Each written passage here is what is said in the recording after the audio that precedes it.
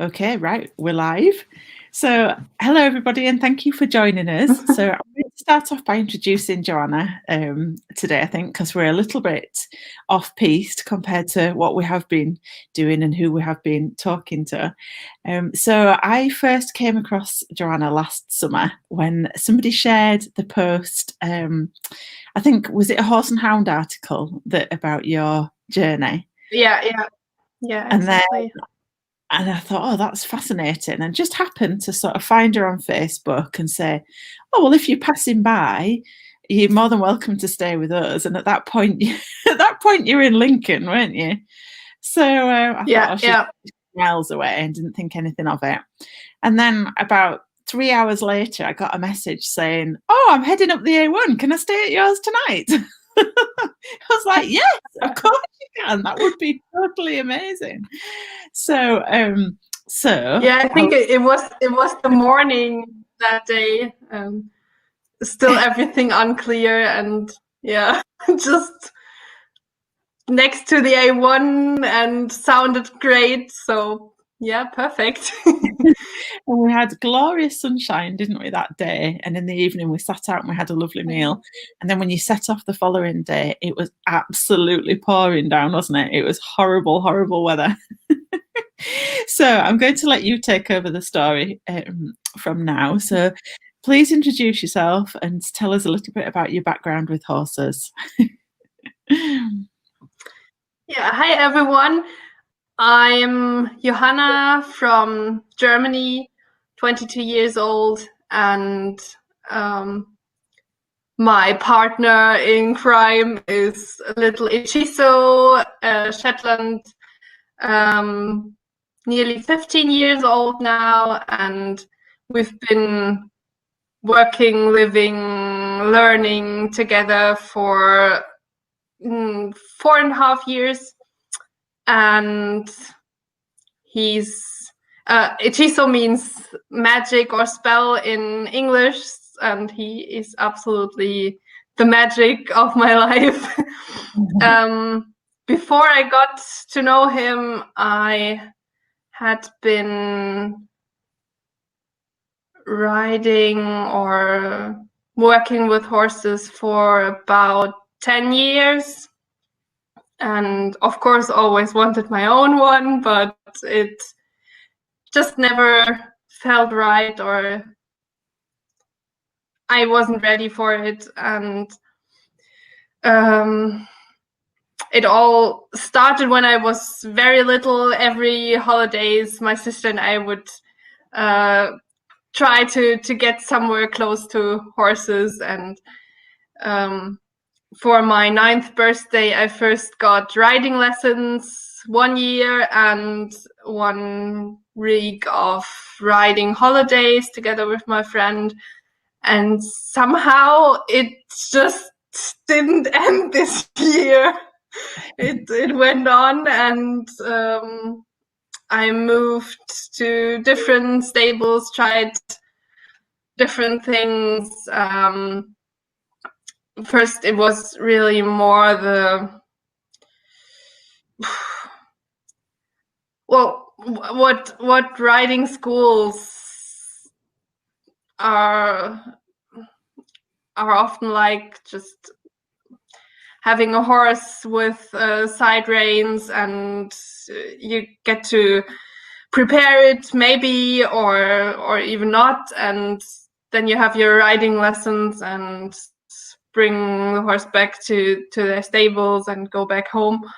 So it was always the highlight of my week, but not really to build up relationships or anything, until my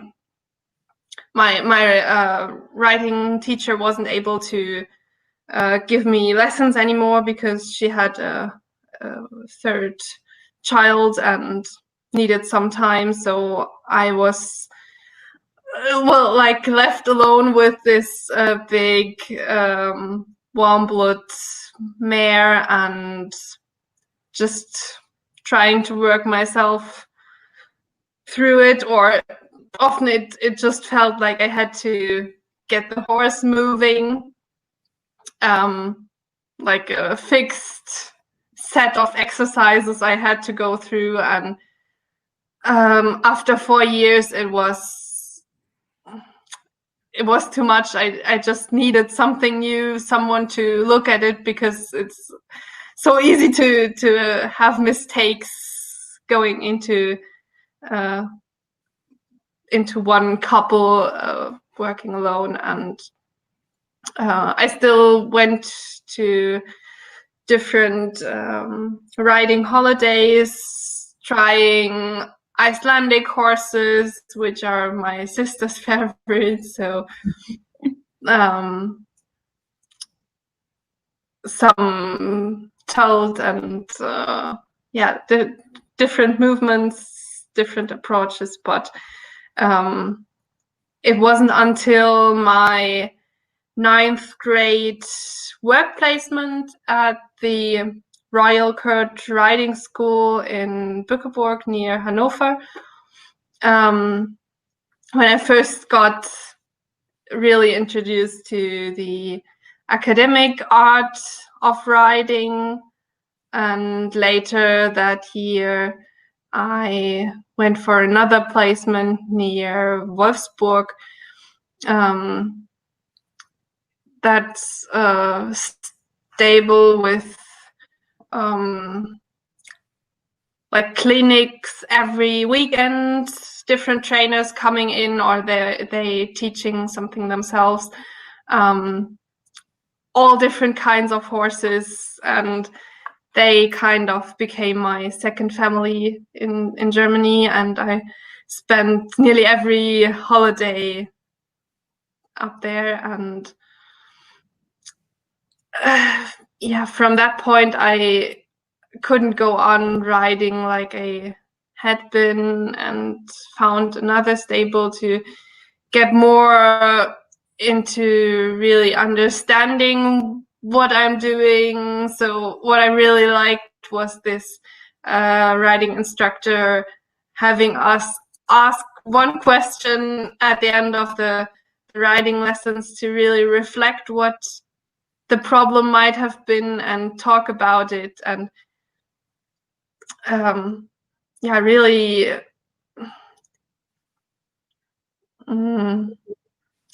that was really the turn in how I saw this whole thing. And we stayed there for 2 years. It was like really a new start at the lounge, and really focusing on what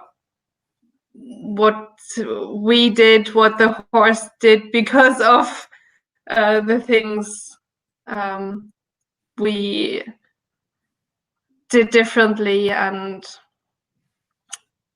then again at my second family's stables, the year or the summer holidays of my 18th birthday, I took part or watched a clinic of Liberty, and one of the participants had her own student back home who had found her dream horse and didn't feel to have enough time for the little Shetland they also had. And she asked if anyone would know a person who could give him a better home, some work to do. And it was within 1 week that suddenly everything fell in place. And the day of my birthday, we went down together with the owners of that stable to meet my parents near the mountains of Harz, and went to visit him. He was called Trotty at that time, and it just felt right. And I needed a horse, and 3 days later he was home. Oh, brilliant. So it's quite a change then going was from all how we all came together. yeah. So it's quite a change Yeah. from all the ridden work to suddenly having a Shetland. Yeah, and it's really, I don't need the riding anymore. I have been on a horse, I think, four times this year, and I don't need it anymore. And especially being responsible for him, for his training, myself. These years, I learned a lot about my body performance as well, how I have to move, got more into fitness, just changed my life. So tell us about this trip then. How did the idea come about?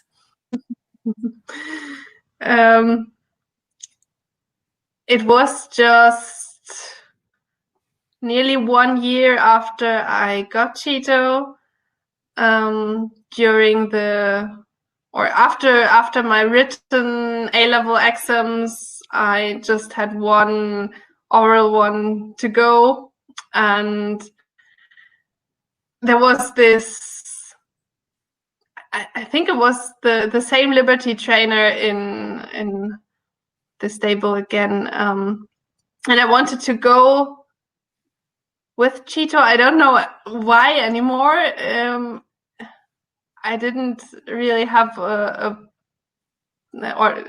have a space to take part there, but I wanted to go, and our horse box was broken, and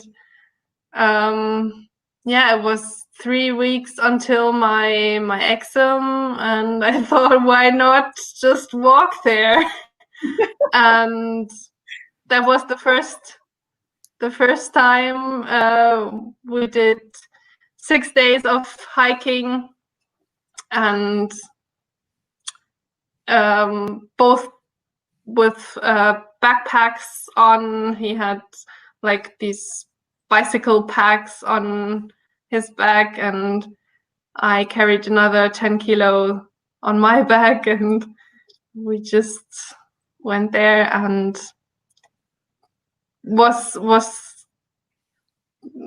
yeah, at that time the best thing to build a relationship, and I was sure it wasn't the last time.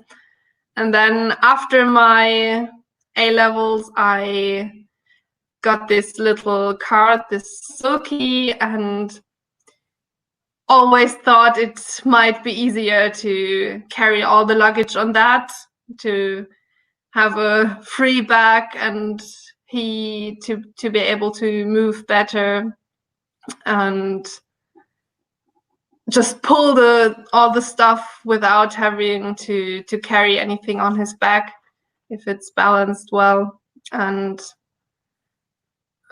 I just started my studies right after school, because I have everything close at my hometown, and Cheeto had a good place to stay. And then after 2 years of studying agriculture in Halle, I felt I needed to get out and wanted to do my bachelor's thesis somewhere in an English-speaking country, and America wouldn't have been possible anyway, because without the pony isn't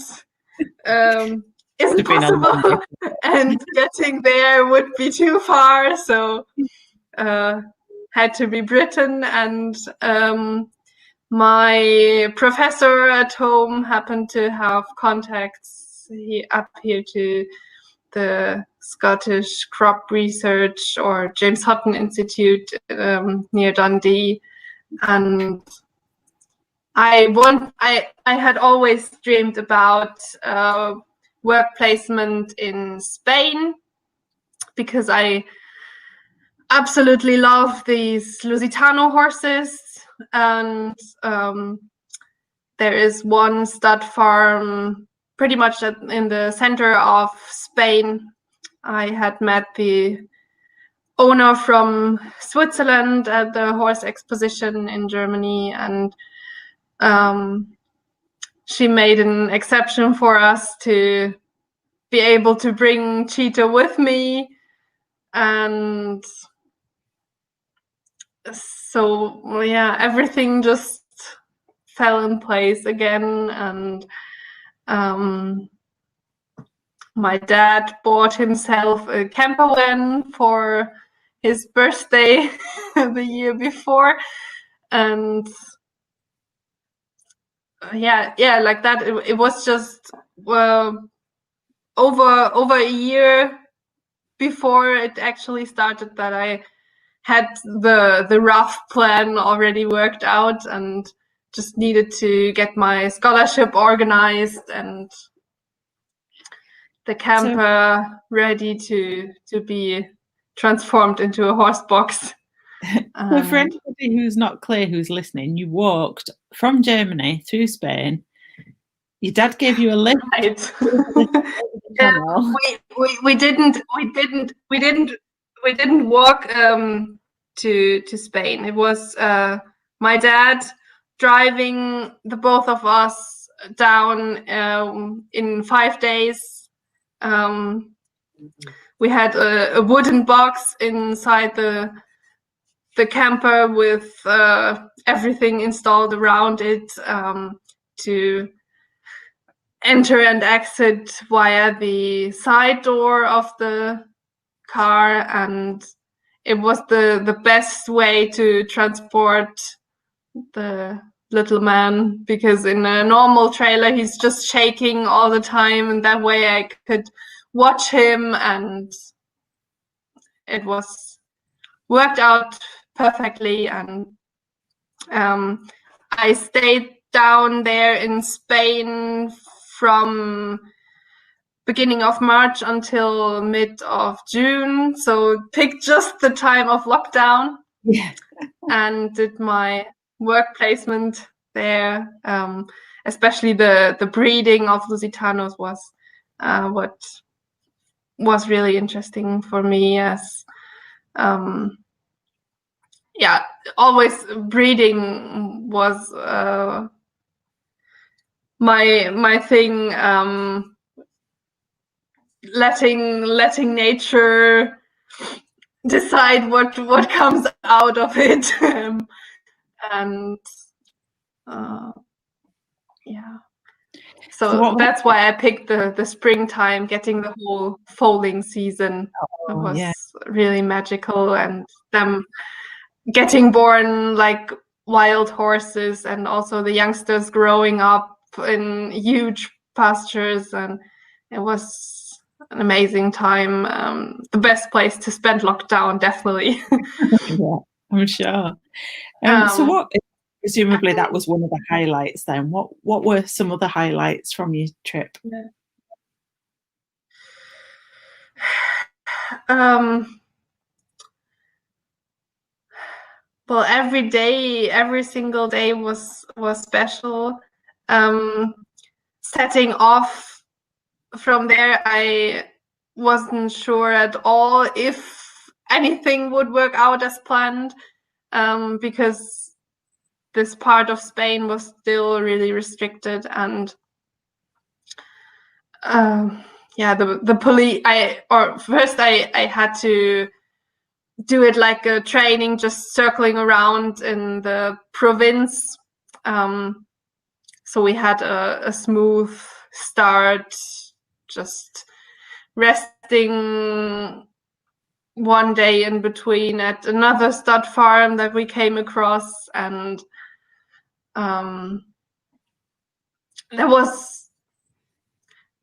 it didn't really feel like a real start, because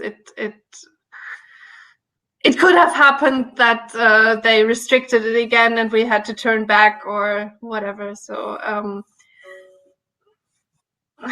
it was all unsure, and we just went for it to look how far we would get. And the thing that was special was just spending time every hour of the day together with Chito, nearly alone, walking through different landscapes, and especially all these amazing people along the way helping us out. That was really the thing that made me, and I guess also people watching our trip, like restore faith in humanity and look at the positive sides of life. Yeah, just trusting in the way and in universe that everything will turn out right. And in the end, nothing really changed much from my original plan. We got here on foot. It was 90 days of hiking to get back to the numbers. 90 days of hiking with Chito through Spain and Britain. So we covered about 1,100 miles, and all just without having any contacts or fixed accommodations along the way. We always managed to meet the right person at the right time. I suppose that brings me on to my next question. We've jumped one here, but as we set off and walked with you the morning after you stayed with us, one of the things that you said was it was amazing how you turned everything over to the universe, and you had always found somewhere to stay. And actually, I've just started listening to The Alchemist today. I don't know if you've listened to that book or read the book, have you? And something popped up, and it reminded me of that what you'd said. It said, when you really want something, the universe always conspires in your favour. And it really reminded me of what you'd said that morning. And I just wondered if you could tell us a little bit more about that. You were really sort of certain that, because when we said goodbye to you in the morning in the pouring rain, you literally had no idea where you were staying that night. I was like sharing it on Facebook and saying, "Oh, is anybody up here? Can you put them up?" I mean, and it wasn't as if it was just you that was looking for somewhere to stay. You had the pony to accommodate as well, but you were just absolutely certain it was all going to be fine. You were like, "Oh, I'll be fine," and I was like, "Oh, I've got to find us somewhere to stay."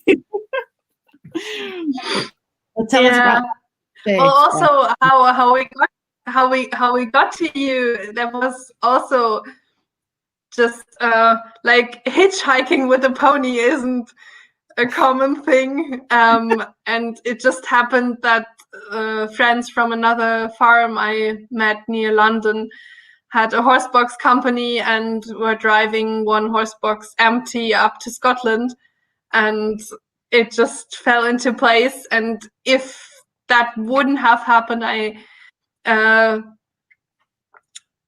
would have had to cross the Humber Bridge in this pouring rain and storm, and that way it was just perfect.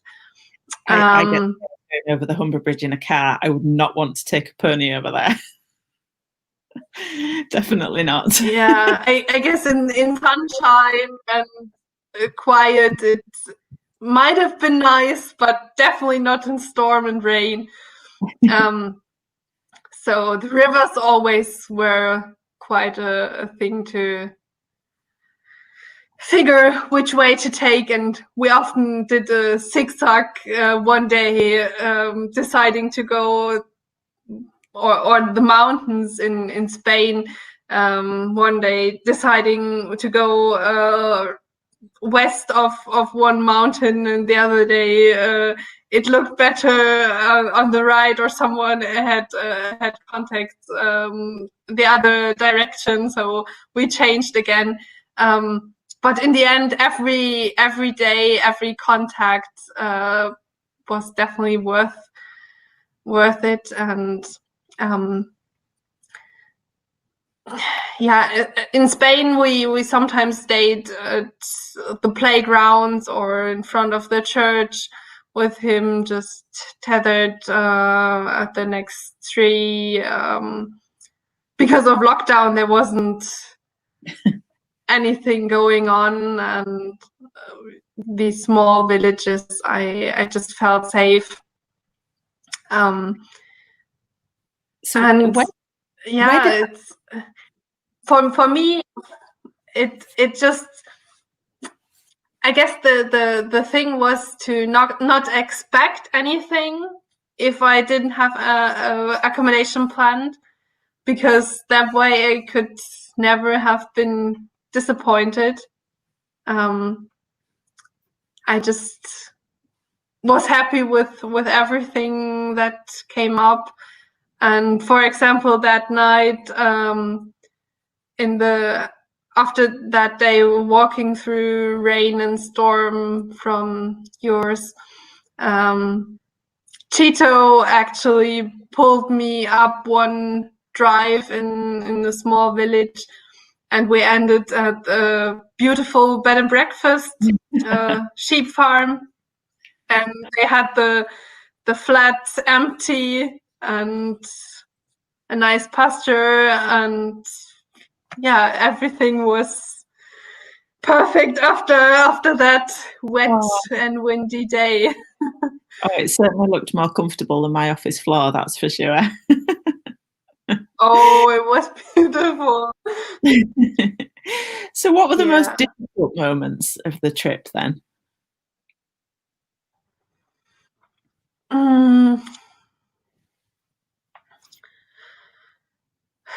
Well, for me, mentally, it was after we had crossed the border to France, and my dad was already in the north of France for holidays, just like waiting for me to call.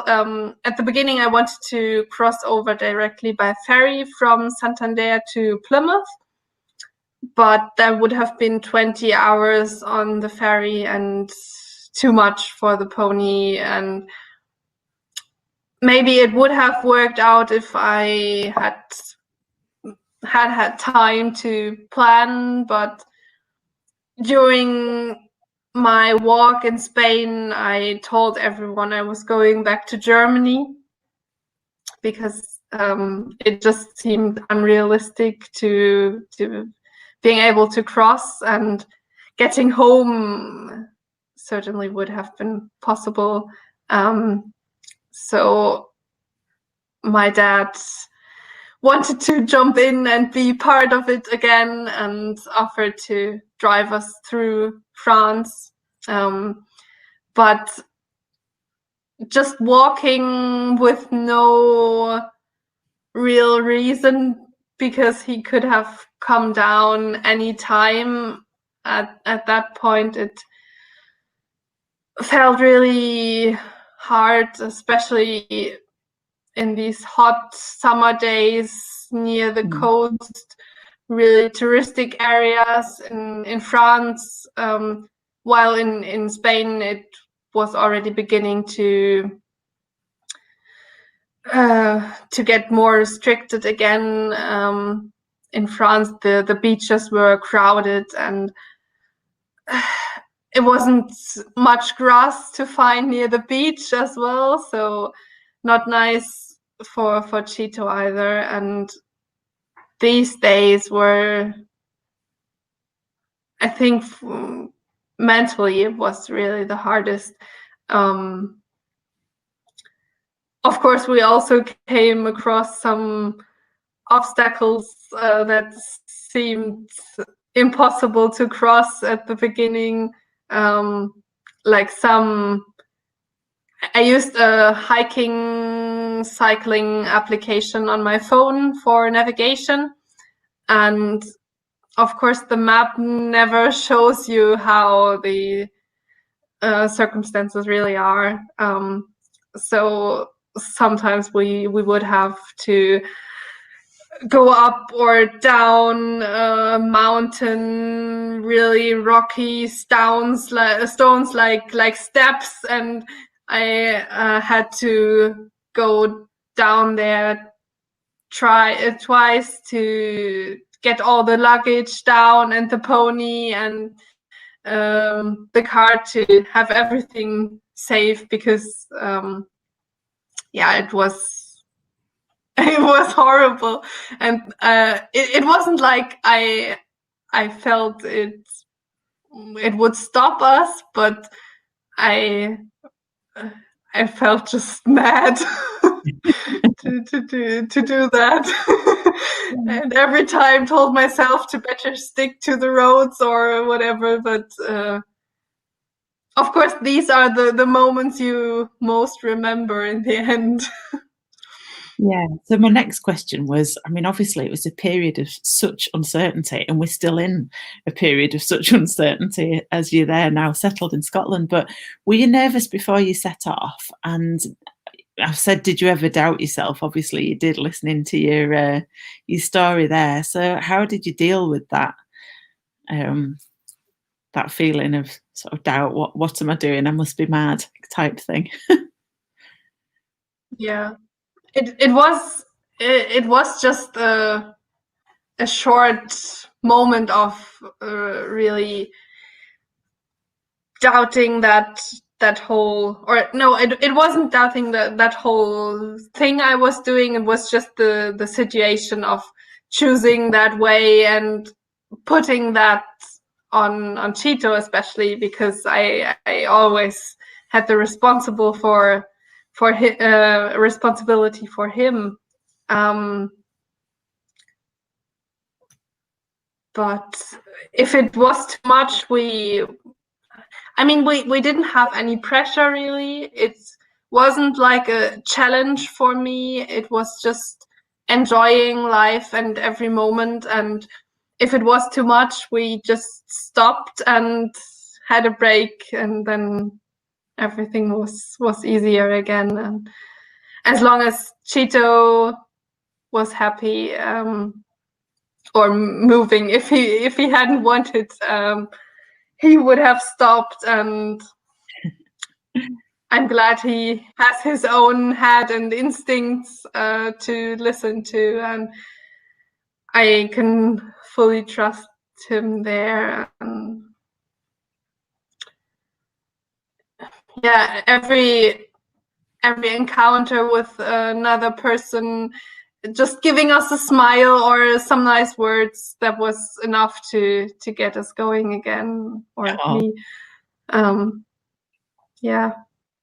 So how has your journey affected your relationship with him then, with the pony?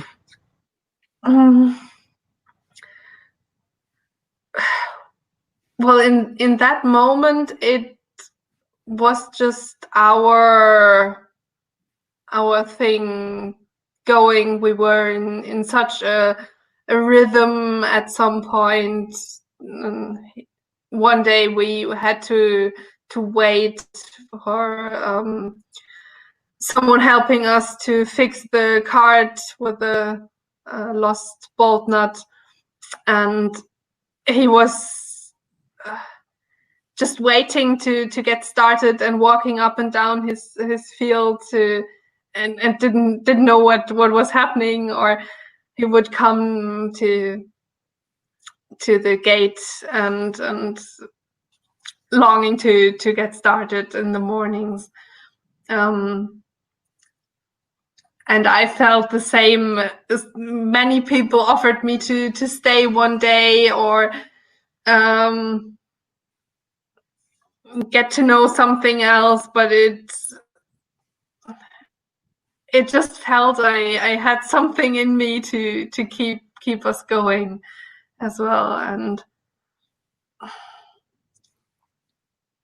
it was just out of the question stopping. Also, here in Britain, as we got more publicity, it was nearly every day someone offered me to drive us up, but it wasn't about that. At first, I wanted to have this time with him, enjoy just being with him, and then the environmental side of it, just walking, and I like this slowly getting forward and really looking around, getting to know the different sides of the country, and that was great. Yeah. So I wouldn't have changed that, but it was more after we got here and I had some time to really reflect everything that I felt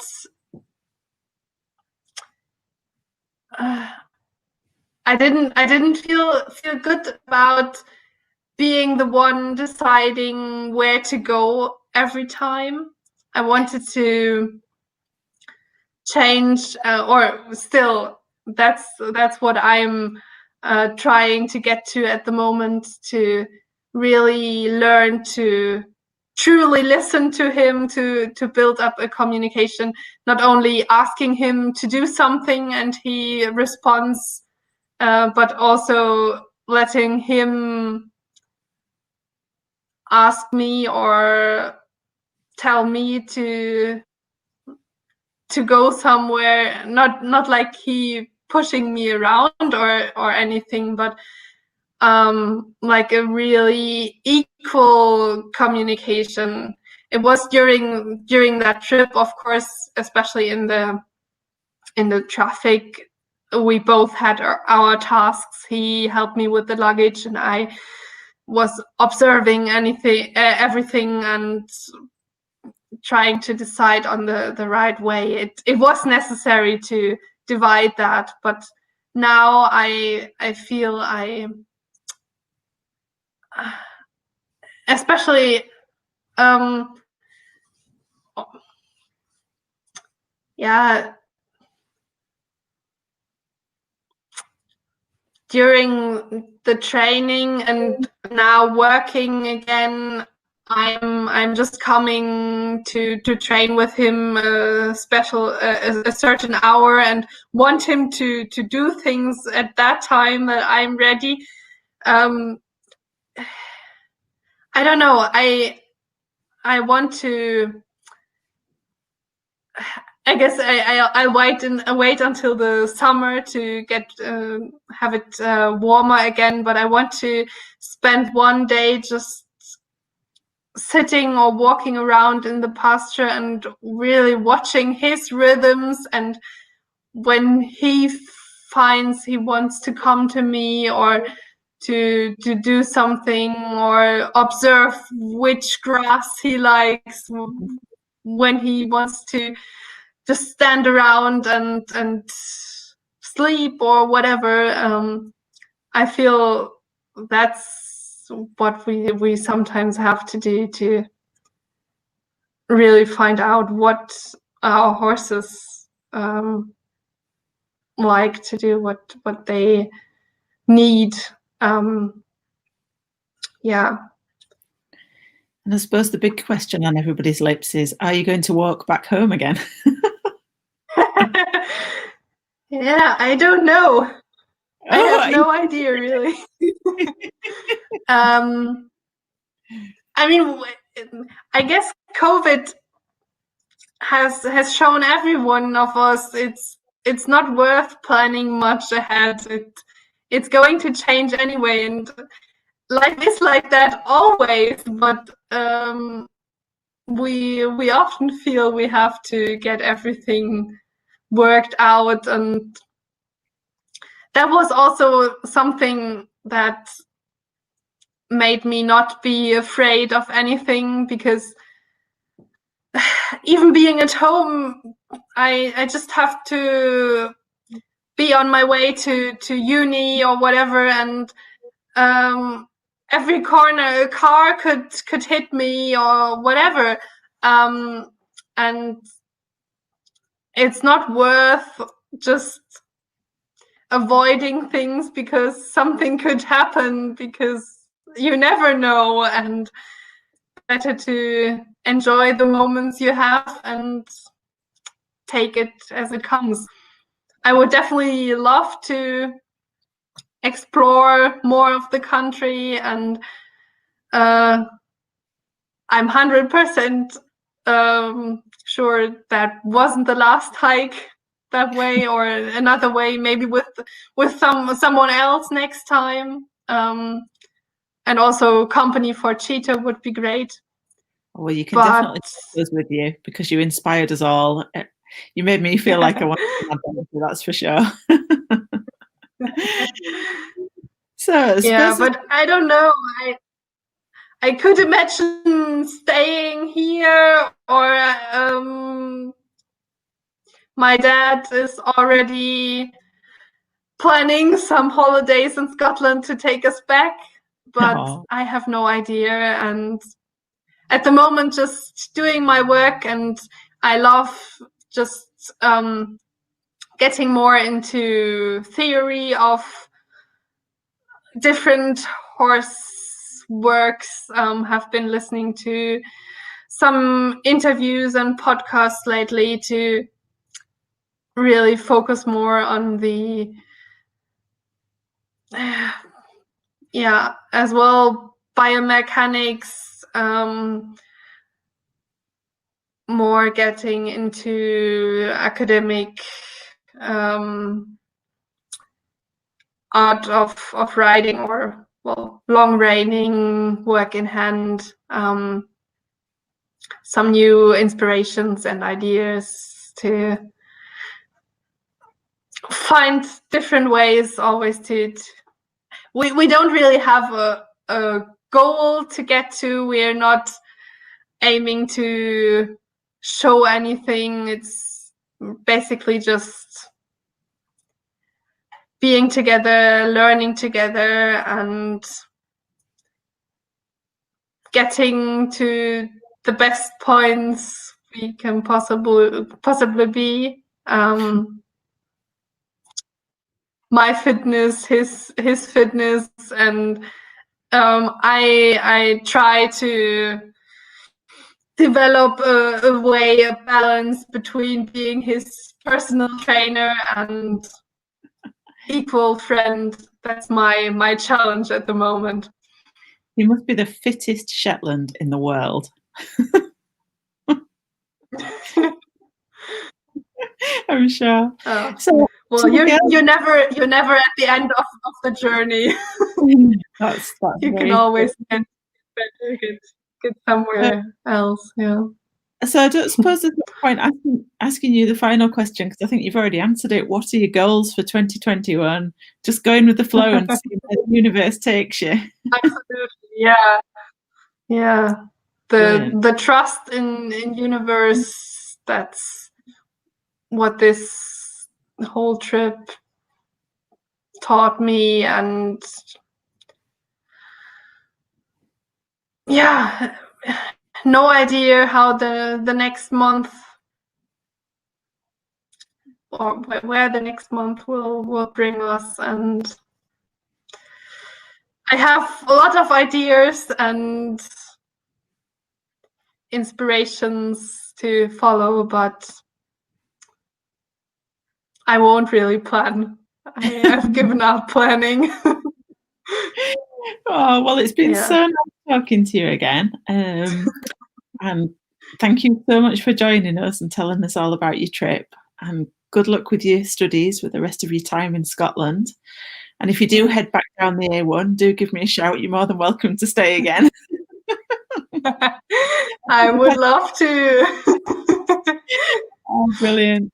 Well, thanks again, and you take care. Yeah, thank you for having me. And bye. Nice to talk to you. Yeah. Bye. See you later.